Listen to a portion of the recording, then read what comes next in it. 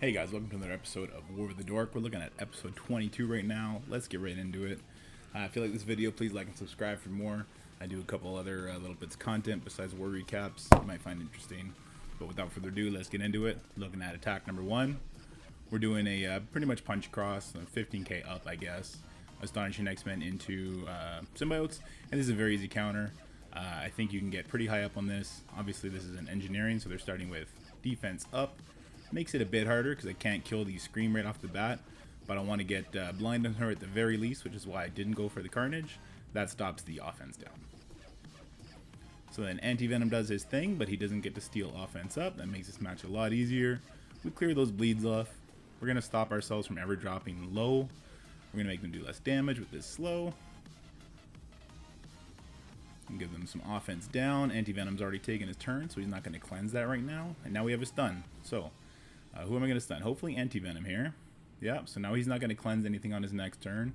And now Scream is gone, so he's also not going to res her. So we continue on. Anti-Venom will be next to drop here. We'll do it with splash damage. Oh, nope, looks like we fat-fingered the Venom instead of switching over to the Anti-Venom. We'll give ourselves a bunch of buffs. I don't know why we're not finishing off that Anti-Venom. That's silly on my part. I guess I just really want to get this Venom low. Or maybe I wanted to save him for that, which is a little unnecessary, but either way. We go for the ultimate even though we weren't charged. We're probably not going to get attacked to get charged at this point anymore, so no point in holding it off and hoping for that. We land the stun on Carnage, not like it was necessary. Down he goes. Nothing left with Symbiote Spider-Man. Obviously he's not going to take out our entire team. We didn't even hit the special there. I think we're just smashing basic until they get this one out of the way now.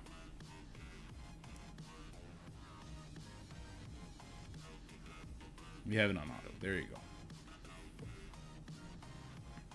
Funny thing about the Astonishing X-Men, like if you can smash basic, it's actually a little bit faster than on auto, because you'll do like Beast Special and Kitty, Ultimate and stuff like that, which does a little bit less damage and less utility that makes matches go by faster. But anyway, that's a very easy win, very easy matchup for the Astonishing X-Men, so happy to use that team there. Here's attack number 2. This was a little stupid of me. I didn't see the Ghost. For some reason I thought it was Storm, and she's actually going to do a bunch of turn meter stuff that's going to really ruin it for me. Also, the Negasonic ult was probably a bad idea there. I wanted to get X23's special onto that Phoenix before she took a turn, but by knocking everyone into the yellow because they're very weak, the Psylocke and the Cyclops, I kind of screw myself here. I'm hoping that Psylocke had less health than the Phoenix. She didn't, so we knocked the Phoenix into Dark, and it's not looking good for us. Domino's super low. This does not strip anything from the Colossus for obvious reasons. There goes my Domino, so I can't get rid of these defense downs, and now it's just a matter of time. Obviously Domino has that built-in taunt that everybody knows about, so no luck for us there. Still didn't peel off the taunts, but at this point we wouldn't have had enough juice to take out that Phoenix anyway. We take a big hit, and then Ghost comes in. She'll finish everybody off, but I'm going to cancel out here. I'm not wasting my X-Force on a stupid decision on my part there. So we back it out, and then we go for attack number 3. And it's Inhuman Coulson team. I'm just going to black order it to get it out of the way. Once I lose a match, I tend to like shake the cobwebs off and take a sure-to-win team. And the reason I do that is to build extra confidence. And if I lose that match after that, then I take a break and I kind of stop doing war attacks. Even if it's a non-war, I'll go take a walk for an hour and clear my head and hopefully clear my bad RNG. So right now the Yo-Yo's not doing her passive because of the summon shield ad there. If I'm smart, I'll basic here. I'm not smart. I'm not surprised I'm not smart there either. But anyway, the Yo-Yo almost goes down. We'll go ahead. We'll put the taunt up. Yo-Yo does get a big heal there, which is unfortunate. She has one more dodge, and she's in stealth, so we're going to have to wait for her. Oh, there she is. Can we stun the Black Bolt, though? Yep, so that's a good idea. It turn rewinds him on that ult, plus the stun, so he's pretty much dead in the water. Gives us time to kill this Yo-Yo, not worry about the Black Bolt ult. But honestly, once his team didn't have Silver Surfer on it, Black Order pretty much walks over it, which is why I knew it was a safe bet, and even if I played stupid, I'd build my confidence back up by getting this easy W. And there goes, oh, just the summon. We didn't even kill Fury there. And go for the Coulson next. And there he goes. Now nothing left but the Black Bolt. Even if he ults us at this point, we have Barrier. We're all full life. Nothing's going to happen. And he has offense down, so good luck. And he'll die before that. So it is what it is, and we go on to the next fight with renewed confidence.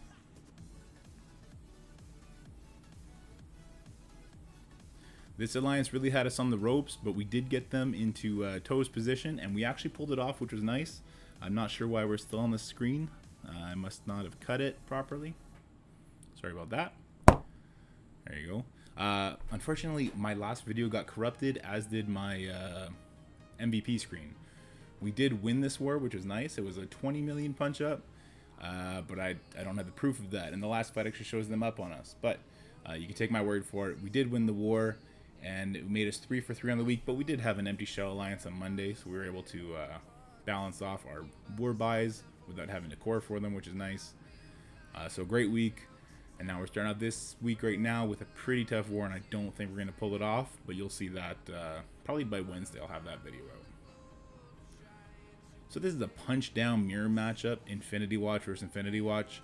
I'm sure you guys, if you have the Infinity Watch teams, you know exactly how this matchup goes because you do it in Arena 4 or 5 times a day. Even on this punch-down, there is a chance that, you know, just with the turn meter and who rolls that lucky die, who's going to get to go, and everything like that. But for my part, I like to kill 5 level first, and if I see an opportunity to kill somebody who's weaker with that defense down, I'll go for it. In this case, we go for the Nebula. Just missed it, but we should be able to go in here and finish her off. So there goes 1 Nebula life. Next time she dies, it'll be permanent, and that does cripple the team. We get our stun up before the enemy Adam Warlock. We opt to use it on the Phyla-Vel, which chains the Nebula, so that's not terrible. I would have rathered, however, that Adam Warlock got ability blocked. I guess it doesn't matter, though, because we resisted both of his stuns, so we're good to go here.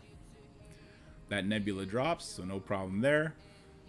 Maybe we'll take out Phyla-Vel. Yeah, now that she's done her stun, we're not going to let her get her turn anytime soon. We'll go ahead and finish her off. And that'll stop any death proofs from the remaining Infinity Watch members as they dropped low. So next we go for Moondragon. Typically what I like to do, guys, I like to kill the people that don't res. So that's Phyla-Vel and Moondragon. And then I like to take out the Nebula. I ended up taking out the Nebula just because that defense down flipped on her. And then we took that first life. But either approach does work pretty reliably. I've only lost maybe 2 mirror matches in the arena. Infinity Watch versus Infinity Watch. And that's on 60k punch up. One guy in my arena shard already has them at 770k, which is pretty nutty. So Adam Warlock's down to his last life. No more death proofs for him, and he's gone. So just Gamora versus us, and obviously she's not going to have enough gas in the tank there. There goes her first life. We now have it on auto, so this should be a quick win. There you go.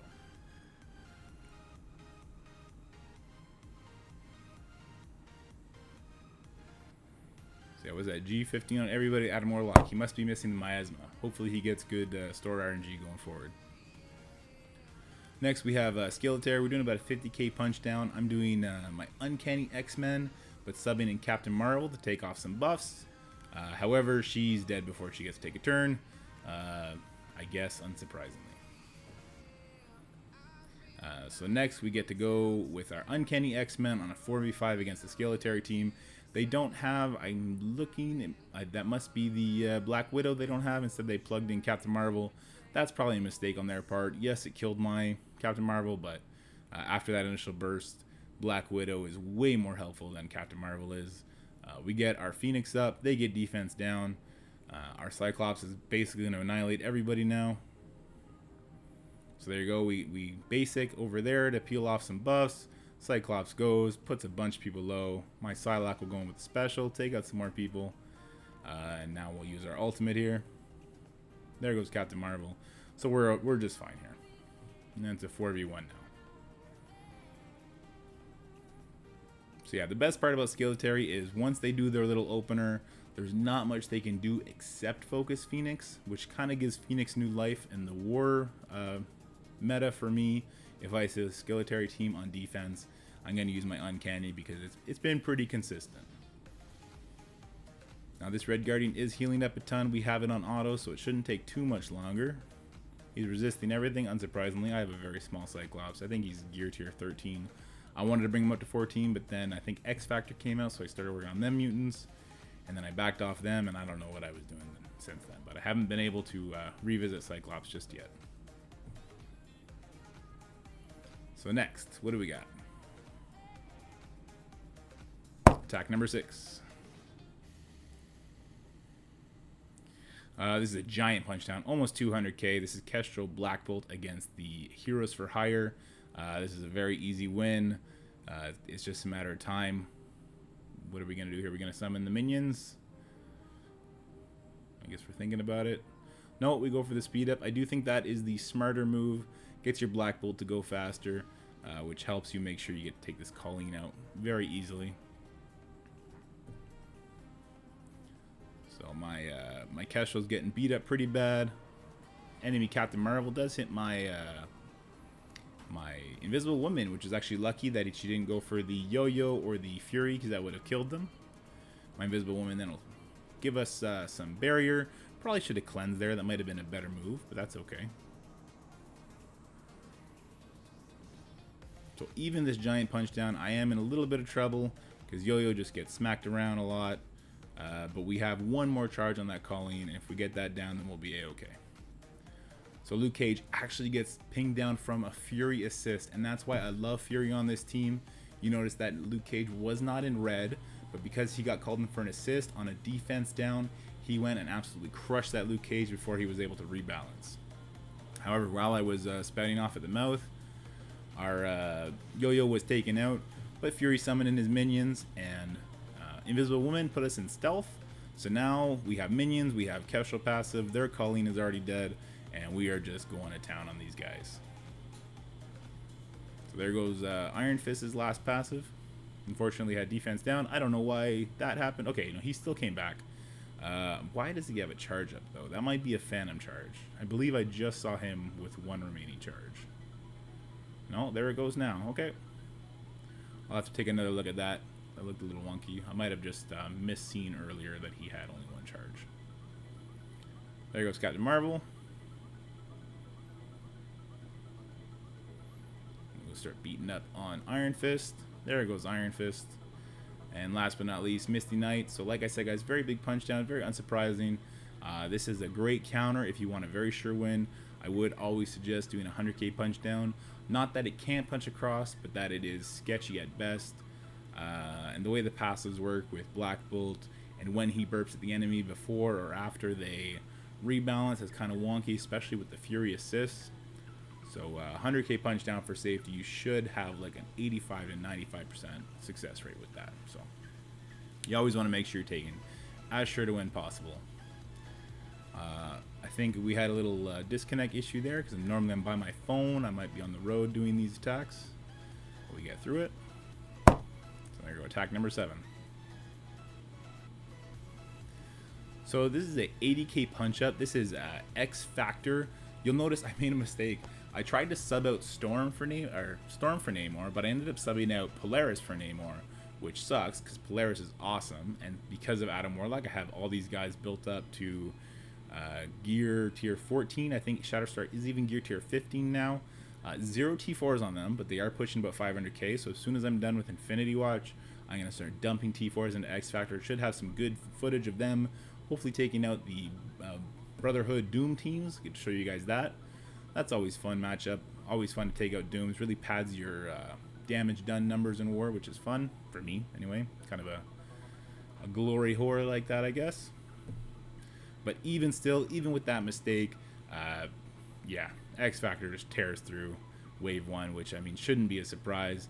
Multiple Man is definitely paving the way here. He's just eating up all the attacks, eating up all their buffs. Just really good to see him being useful. I know a lot of people don't like him, but I like the extra bodies on the field.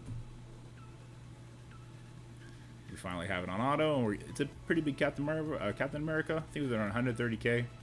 So I might take a bit to watch these dupes just tickle them to death. There you go. Shatterstar gets in there.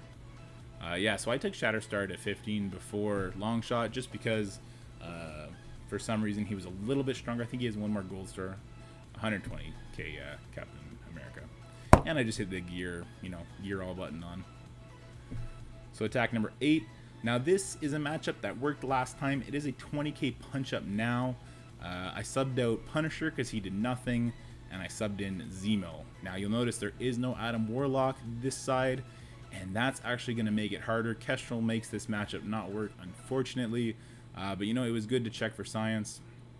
Maybe it'll work with the Captain Sam instead of Zemo, but the slow actually did more harm than good because the slow on Kestrel there stopped her from using her turn before Doom got to take his.